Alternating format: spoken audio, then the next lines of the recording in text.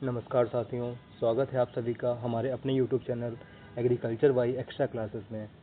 हमारी इस चैनल पर ये पहली क्लास है जिसमें हम जेनेटिक इंजीनियरिंग और प्लांट ब्रीडिंग के कुछ बहुत ही महत्वपूर्ण MCQ को डिस्कस करने जा रहे हैं। तो अगर वीडियो पसंद आए तो वीडियो को लाइक करें और चैनल को सब्सक्राइब करके हमारा सपोर्ट करें। हमारा पहला क्वेश्चन है, निम्नलिखित में से किसे आणविक कैंची के रूप में माना जाता है? जिसके ऑप्शन है DNA ligase, DNA polymerase, restriction endonuclease या हेलिकेज। तो इसका जो सही जवाब है वो है restriction endonuclease. Restriction endonuclease enzyme DNA को विभिन्न अनुक्रमों पर काटते हैं। जेनेटिक इंजीनियरिंग में इसका उपयोग DNA के टुकड़ों को प्राप्त करने के लिए किया जाता है। हमारा दूसरा सवाल है, बीटी कॉटन में बीटी का अर्थ किस सूक्ष्मजीव से लिया गया है? जिसके ऑप्शन है bacillus typhimurium, bacillus thuringiensis, bacillus tuberculi या बैसिलस थर्मोएसिडोफिलस। इसका सही जवाब है bacillus thuringiensis, option number B. इसका छोटा सा डिस्क्रिप्शन दिया गया है कि बीटी एक मृदा जीवाणु है जो क्राई प्रोटीन बनाता है। यह प्रोटीन विशिष्ट कीटों के लिए जैसे कि वॉलवर्म के लिए विषाक्त होता है, जिससे इसमें फसल में कीट प्रतिरोधी क्षमता विकसित रहती है। हमारा अगला सवाल है, मानव निर्मित अनाज जो कि मैन मेड सीरियल कौन सा है? मक्का, राई, टिटिकेल या जई। इसका सही जवाब है टिटिकेल। इसमें देखिए दिया गया है ना कि टिटिकेल गेहूं और राई के बीच जो क्रॉस के माध्यम से विकसित किया गया है। यह प्लांट ब्रीडिंग का एक उत्कृष्ट उदाहरण है जो गेहूं की उपज और राई की प्रतिकूल परिस्थितियों में जीवित रहने की क्षमता को जोड़ता है। टिटिकेल जो कि टिटिकम एस्टिवम और टिटसिकल सीरियल के क्रॉस द्वारा प्राप्त करी गई है, जिसमें 2n जो है गुणसूत्र संख्या जो कि 56 है।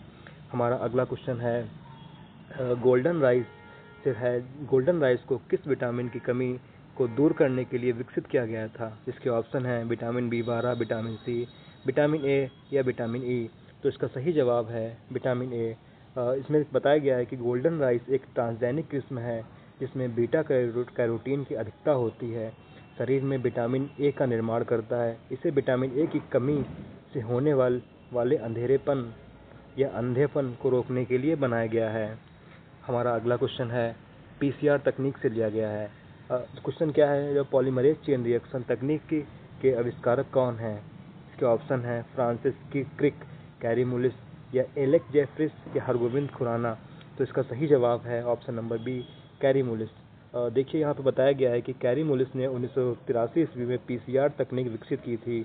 तकनीक DNA की एक छोटी मात्रा से उसकी लाखों करोड़ों प्रतियां बनाने की अनुमति देती है, जिसका यह जो है ना कि जेनेटिक इंजीनियरिंग का एक आधारशिला मानी गई है। अगला क्वेश्चन जो कि मॉलिक्यूलर ग्लू से लिया गया है, क्वेश्चन ये है कि DNA के दो खंडों को आपस में जोड़ने के लिए किस एंजाइम का उपयोग किया जाता है? इसके ऑप्शन है DNA ligase, DNA polymerase, exonuclease या प्रोटीएज। इसका सही जवाब है option number A, DNA ligase. देखिए DNA लाइगेज को आणविक गोंद या मॉलिक्यूलर ग्लू भी कहा जाता है। यह एंजाइम DNA के फॉस्फोडाइस्टर बैकबोन को जोड़कर रिकॉम्बिनेंट DNA rDNA बनाने में मदद करता है। हमारा अगला क्वेश्चन है, भारत में हरित क्रांति के जनक कौन हैं?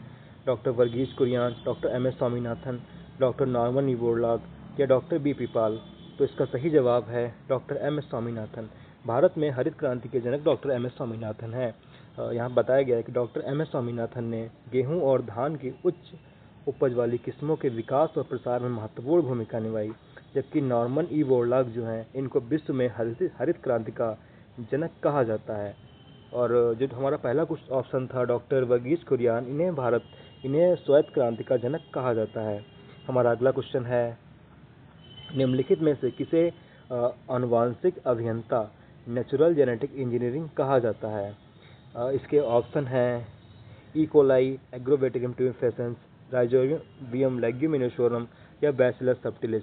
तो इसका सही जवाब है एग्रोबैक्टीरियम ट्यूबिफेसियंस। यहाँ इसका उत्तर बताया गया है कि यह जीवाणु अपने TI प्लाज्मिड का उपयोग करके पौधों की कोशिकाओं में अपना DNA स्वाभाविक रूप से स्थानांतरित कर सकता है। वैज्ञानिकों ने इसका उपयोग पौधों में नए जीन डालने के लिए वेक्टर के रूप में किया है।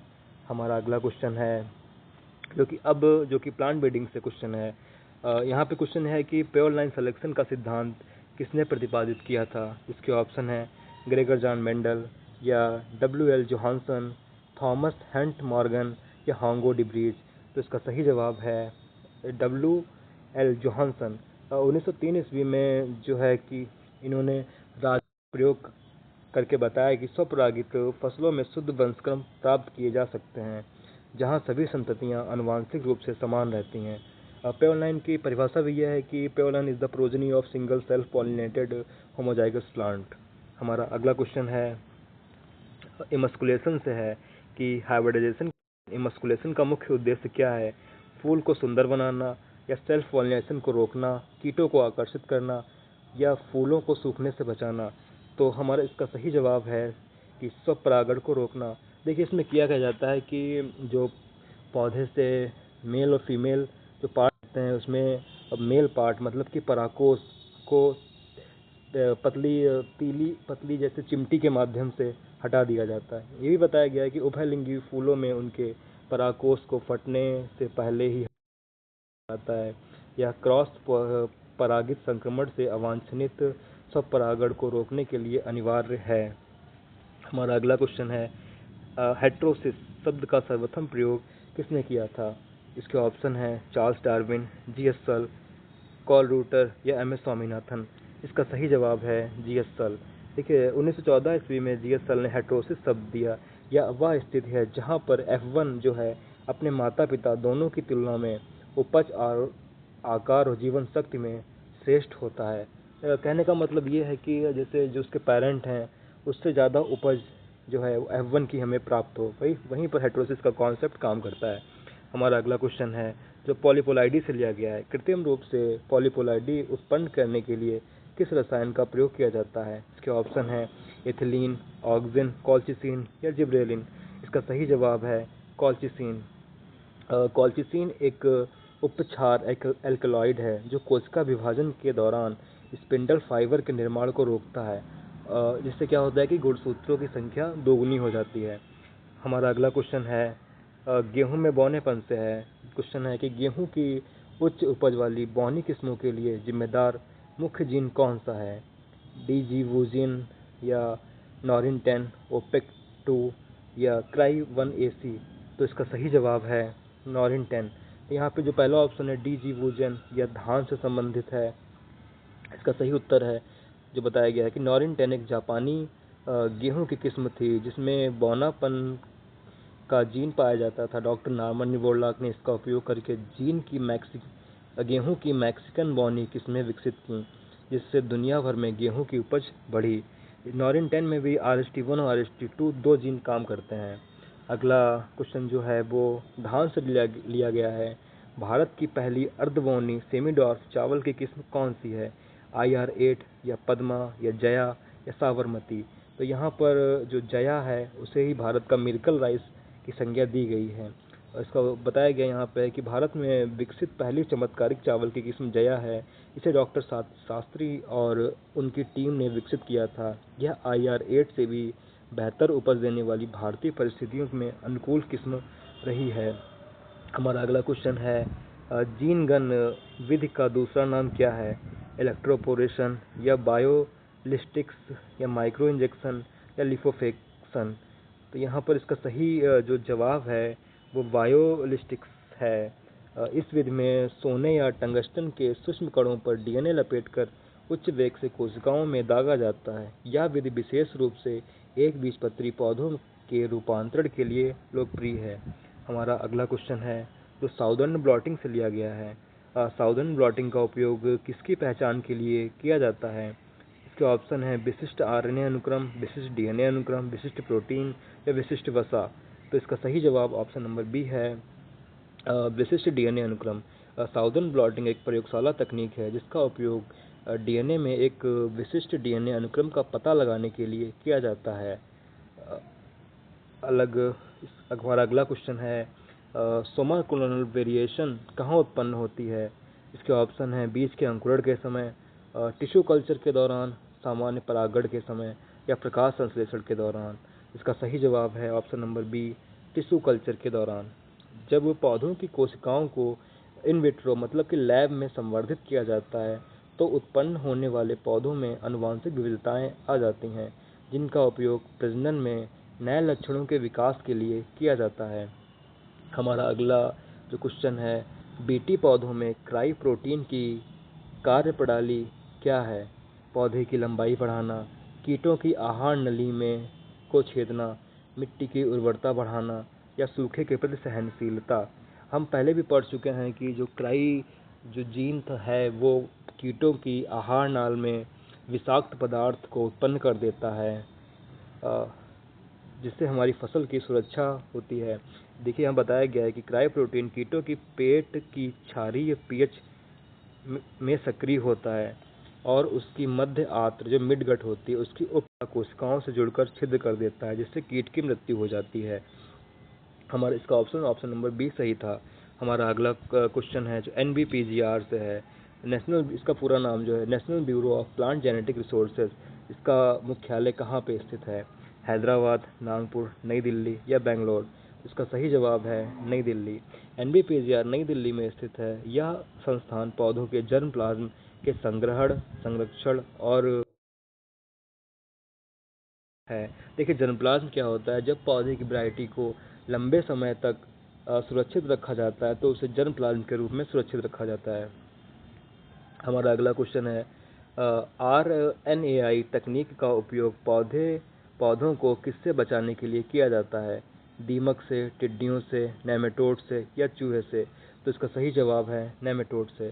देखिए, तम्बाकू के पौधों में RNAi का उपयोग करके मेलाइडोगानी इनकॉग्निटा नामक नेमेटोड के संक्रमण को रोका गया।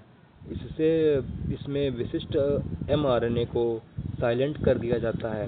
हमारा अगला क्वेश्चन है, फ्लेवर सेवर दुनिया का पहला व्यावसायिक जीएम टमाटर था। इसकी क्या विशेषता थी?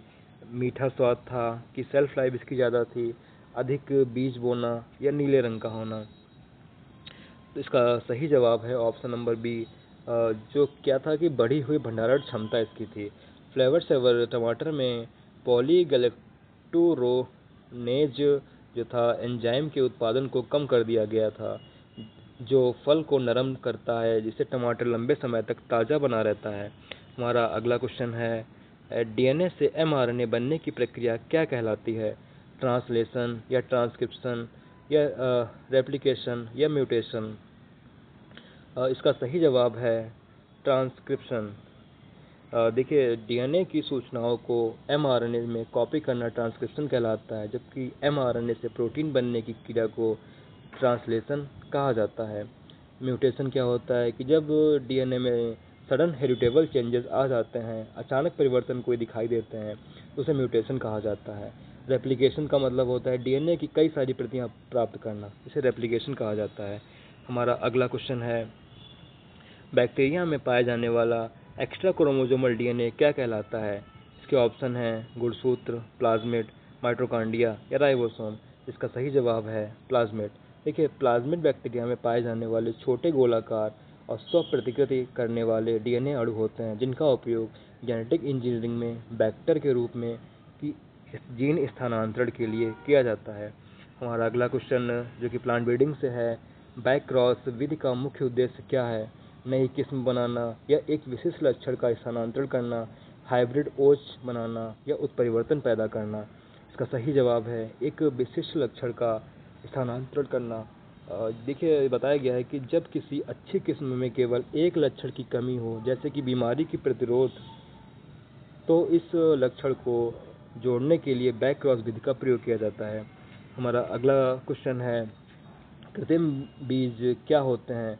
इसके ऑप्शन है प्लास्टिक से बने बीज या जेल में लिपटे सोमैटिक एम्ब्रियो या मृत बीज या रसायन से उपचारित बीज? तो इसका सही जवाब है जेल में लिपटे सोमैटिक एम्ब्रियो। ऊतक संवर्धन से प्राप्त जो सोमैटिक एम्ब्रियोज को सोडियम एक्जिलेट के जेल में एनकैप्सुलेट करना कृत्रिम बीज कहलाता है, जिसका उपयोग उन पौधों के लिए किया जाता है जो बीज पैदा नहीं कर सकते। हमारा अगला क्वेश्चन है, इनब्रीडिंग डिप्रेशन अंतः प्रजनन ह्रास सबसे अधिक किन पौधों में पाया जाता है? सेल्फ पॉलिनेटेड क्रॉप में या क्रॉस पॉलिनेटेड क्रॉप में, या असेक्सुअल प्लांट में या सभी में समान? तो इसका सही जवाब है क्रॉस पॉलिनेटेड क्रॉप में। क्रॉस पॉलिनेटेड फसलों में लगातार स्वपरागण कराने से उनकी उपज और जीवन शक्ति में कमी आ जाती है। इसे ही इनब्रीडिंग डिप्रेशन कहा जाता है। मक्का इसका सबसे अच्छा उदाहरण माना जाता है।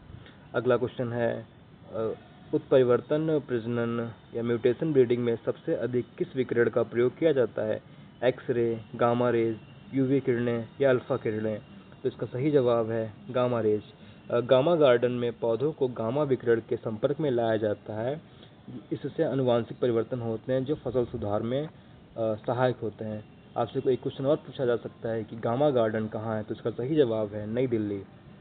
हमारा अगला क्वेश्चन है CRISPR-Cas9 तकनीक का संबंध किससे है? जल संरक्षण से या जीन एडिटिंग से, मिट्टी की उर्वरता से या पुराने बीजों का भंडारण से? तो इसका सही जवाब है जीन एडिटिंग से। CRISPR एक आधुनिक जीन एडिटिंग टूल है जो वैज्ञानिकों को जीनोम के विशिष्ट हिस्सों को सटीक रूप से बदलने, हटाने या जोड़ने की अनुमति देता है। यह जेनेटिक इंजीनियरिंग में क्रांति लेकर आया है। हमारा अगला क्वेश्चन है पेडिग्री मेथड से है कि पेडिग्री मेथड में चयन कब शुरू किया जाता है? F1 पीढ़ी से या F2 पीढ़ी से, F5 पीढ़ी से या सीधे F8 से? तो इसका सही जवाब है F2 पीढ़ी से। देखिए पेडिग्री मेथड में F2 पीढ़ी से व्यक्तिगत पौधों का चयन किया जाता है और प्रत्येक पीढ़ी के पूर्वजों का रिकॉर्ड रखा जाता है। यह स्वपरागित फसलों के लिए सबसे अधिक लोकप्रिय विधि है। तो इसका सही जवाब है F2 पीढ़ी से। हमारा अगला क्वेश्चन है फसलों के उत्पत्ति के केंद्र सेंटर ऑफ ओरिजिन की अवधारणा किसने दी थी? इसके ऑप्शन हैं डार्विन ने या N.I. बेबिलॉव ने या लिनियस ने या मेंडल ने? इसका सही जवाब है N.I. बेबिलॉव ने। रूसी वैज्ञानिक N.I. बेबिलॉव ने बताया कि प्रत्येक फसल की विविधता का एक मुख्य केंद्र होता है जहां उसकी उत्पत्ति हुई। उन्होंने दुनिया भर के में 8 मुख्य उत्पत्ति केंद्र बताए। तो हमारी यह 30 MCQ की क्लास यहीं पे समाप्त होती है।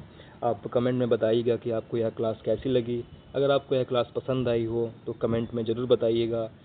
ऐसे ही आगे परीक्षा के दृष्टिकोण से इम्पोर्टेंट क्वेश्चन के लिए हमें कमेंट करिएगा और वीडियो को लाइक करें, चैनल को सब्सक्राइब करें और हमारा सपोर्ट करें। धन्यवाद।